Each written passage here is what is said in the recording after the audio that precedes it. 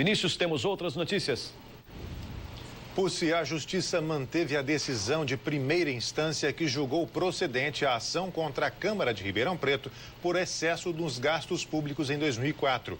Na época, a presidência era ocupada por Leopoldo Paulino. O ex-vereador Beto Canguçu é o autor da representação que resultou na abertura de inquérito e ação civil pelo Ministério Público. Na época, ele procurou a promotoria após ter 2 requerimentos ignorados pela presidência da Câmara Municipal. Eu percebi que na fiscalização normal, que é o papel do vereador, havia um excesso de gasto em algumas rubricas da Câmara. Eu pedi informações para saber o teor, os objetivos, quais são as causas daqueles gastos, e a presidência na época me negou essas informações por diversas vezes e não me restou outra alternativa na época do que recorrer ao Ministério Público. A partir da suspeita, o Ministério Público investigou e constatou atos de improbidade administrativa nas contas da Câmara Municipal em 2004. A Câmara recorreu ao Tribunal de Justiça da sentença em primeira instância. O TJ, contudo, manteve a decisão da sentença anterior. No acórdão, o órgão aplicou multa de 1% sobre o valor da causa por litigância de má-fé.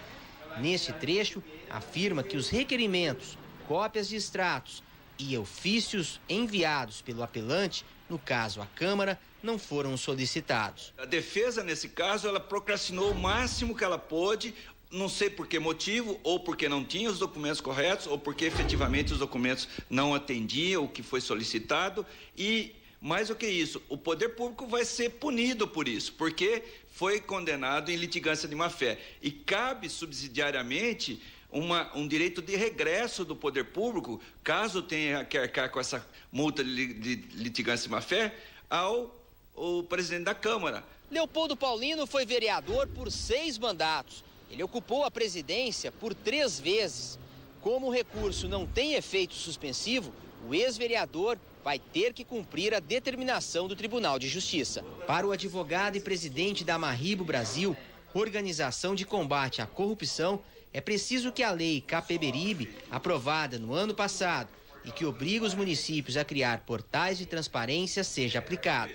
O presidente da Câmara está no sentido, na contramão do que hoje a sociedade cobra e a própria legislação tem entendido. Ou seja, a regra é transparência. Borges Júnior para o Jornal da Clube. Nossa produção entrou em contato com o ex-vereador Leopoldo Paulino, mas ele não quis se pronunciar sobre a sentença do tribunal. O Ministério Público entrou com ação contra o prefeito de Cristais Paulista, Hélio Condo, e mais 4 pessoas por fraude numa licitação realizada em 2006. Não há prazo para o julgamento do processo. Pussi.